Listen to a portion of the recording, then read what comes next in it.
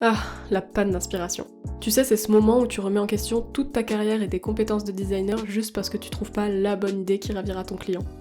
T'es devant ton ordi, bloqué, et rien ne sort de ton super cerveau de designer qui vantait pourtant ses compétences créatives pendant le brief client. Alors déjà, je te rassure, c'est pas la fin du monde. Et non, c'est pas utile d'envoyer un mail d'abandon à ton client pour lui dire qu'en fait t'es nul en design et que tu viens tout juste de t'en rendre compte. D'ailleurs, et si on arrêtait de répandre l'idée que les designers sont des énergumènes capables de trouver l'idée du siècle sans le moindre effort, comme ça, d'un claquement de doigts? Parce que oui, le propre du métier de designer, c'est avant tout d'être innovant, de proposer des idées, de résoudre des problématiques, mais c'est pas pour autant qu'un designer c'est créatif sur commande. Alors au fur et à mesure de mes expériences, j'ai appris à développer mes propres techniques pour faire face à ces pannes d'inspiration. Donc comme tu l'as vu dans le titre, dans cette vidéo, je vais te présenter 10 astuces pour faire face à ce fameux syndrome de la page blanche dans tes projets design. Alors je sais, ça paraît évident, pourtant il m'est moi-même arrivé de me rendre compte trop tard que ce qui me bloquait vraiment, en fait c'était le projet en lui-même. Et ça en termes d'inspiration, ça peut être un peu handicapant. Alors essaie dans la mesure du possible de ne pas travailler sur des sujets qui ne te motivent pas. Alors évidemment, ce conseil il est surtout pour les personnes qui ont la possibilité de choisir les projets sur lesquels ils bossent, comme les freelances par exemple. Mais si c'est trop tard ou que t'es contraint de travailler sur un projet un peu relou et que tu peux pas faire autrement, tu peux par exemple essayer de le voir plutôt comme un challenge qu'une corvée, et je suis sûre que tu peux trouver quelques avantages pour changer ton point de vue. Ton cerveau il pourra rien imaginer si tu ne l'alimentes pas. Tout projet design implique de créer et on ne crée pas à partir de rien. Alors en général, mon premier réflexe c'est de faire un tour sur Dribbble, Behance, Pinterest, Awards pour le web design, ou encore Instagram et plein d'autres sites pour découvrir d'autres créations qui pourraient aller dans le sens de mon projet. En fait, je prends toujours le temps de faire ma veille à peu près une fois par jour et j'enregistre plein de publications qui me paraissent intéressantes. Comme ça, j'ai déjà mes petits répertoires de créations qui pourront m'aider dans ces moments de galère. Et attention, s'inspirer c'est pas copier. Tu dois savoir faire la différence et apprendre à t'approprier les concepts au lieu de copier bêtement les idées de tes potes designers.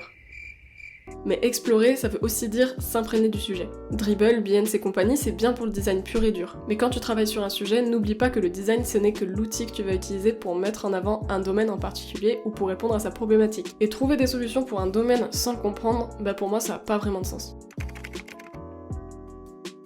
Alors ça, j'ai remarqué que ça marchait beaucoup pour moi. Quand je bloque, je passe d'un bureau à un autre, du canapé à mon lit, je sais c'est mal. Bon, il y a aussi l'idée de travailler dans un café ou un espace de coworking qui peut être très efficace, mais je crois que là on va éviter les sujets qui fâchent, genre le confinement, le Covid-19, la pandémie mondiale, tout ça. Bref, changer d'endroit pour travailler, et non seulement ça change un peu les idées, mais en plus ça améliore la productivité.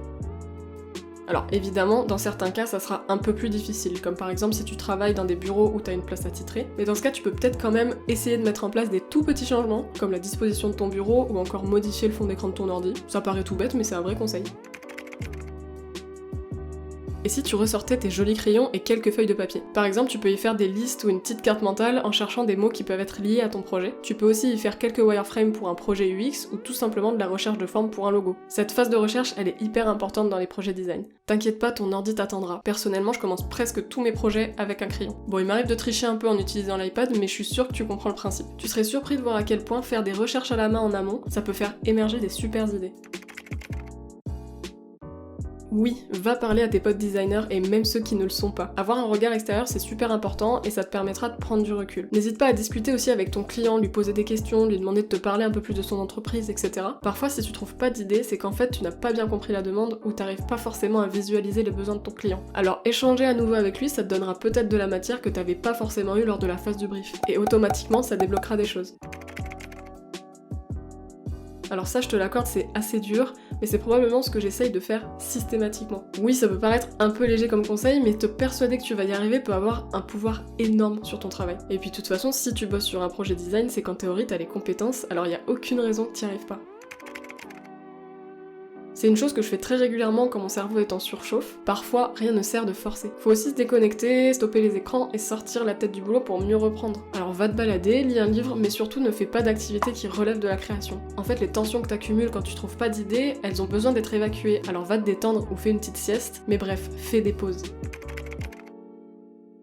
Les 2 prochaines astuces, ça sera surtout des astuces à mettre en place sur le long terme. Comment te dire que je note tout, absolument tout. Tu sais aussi bien que moi, les idées n'arrivent jamais au bon moment et souvent elles pourraient être bien utiles pour des problématiques futures. Pour ça, utilise une application pour les notes qui soit la plus rapide, facile et accessible possible. Moi, j'utilise tout simplement l'appli Notes de mon iPhone parce que j'ai très peu de manip à faire et je peux vider mon cerveau assez rapidement dans une note que j'ai épinglée tout en haut pour pas avoir à la chercher. Alors c'est vrai, c'est une habitude à prendre, mais crois-moi, elle peut être hyper puissante. Autre astuce à mettre en place sur le long terme mais qui peut apporter de sacrés résultats. Je te l'apprendrai pas, mais ton cerveau, il faut savoir l'entraîner, comme la mémoire par exemple. Pour ça, tu peux par exemple participer à des défis sur le court terme qui vont t'obliger à trouver des idées rapidement. Tu peux par exemple essayer le Daily UI Challenge, ou encore le Challenge KakaoTOS Design si tu fais de l'UX UI. Moi je les ai essayés et j'ai trouvé ça super intéressant. Sinon tu peux toi-même te lancer tes propres défis. En tout cas en faisant des choses comme ça, tu sauras de mieux en mieux gérer ta créativité et ce même face à la pression du temps. Je pense que c'est aussi important de savoir admettre que c'est pas le moment. Alors je vais pas te mentir, moi j'ai encore du mal avec l'idée de lâcher prise. Mais il m'arrive quand même de temps en temps de ne juste rien trouver. Alors si toutes les astuces dont je t'ai parlé juste avant ne marchent pas, c'est peut-être que ton cerveau a besoin de faire un break avec ce projet et que la nuit te portera conseil. Bon et bah je crois que je t'ai tout dit. Je te passerai certaines astuces un peu plus légères et moins pro qui consistent clairement à râler un bon coup, boire un thé, danser, manger ou encore prendre une douche. Oui, t'as bien entendu, prendre une douche. Et en vrai ça marche. Évidemment, certains conseils peuvent valoir pour des projets qui vont au-delà du domaine du design, parce qu'il y a plein d'autres activités qui nous demandent d'être créatifs, comme la décoration d'intérieur ou l'écriture par exemple. En tout cas, j'espère que mes petites astuces t'aideront à l'avenir à dégager plein d'idées innovatrices pour tes projets. Je serais d'ailleurs ravie de savoir ce qui t'aide toi lorsque t'as pas d'imagination et que tu te sens coincé dans ta créa. Ah oui, je voulais aussi quand même remercier les retours que j'ai eu sur ma première vidéo. Ce soutien il m'a beaucoup boosté et j'espère pouvoir en faire plus régulièrement ces prochains mois. En tout cas, n'hésite pas à me dire si celle-là t'a plu en laissant un petit like ou même un petit commentaire. Sur ce, moi je te dis à bientôt et on se retrouve très prochainement pour une nouvelle vidéo. Bisous!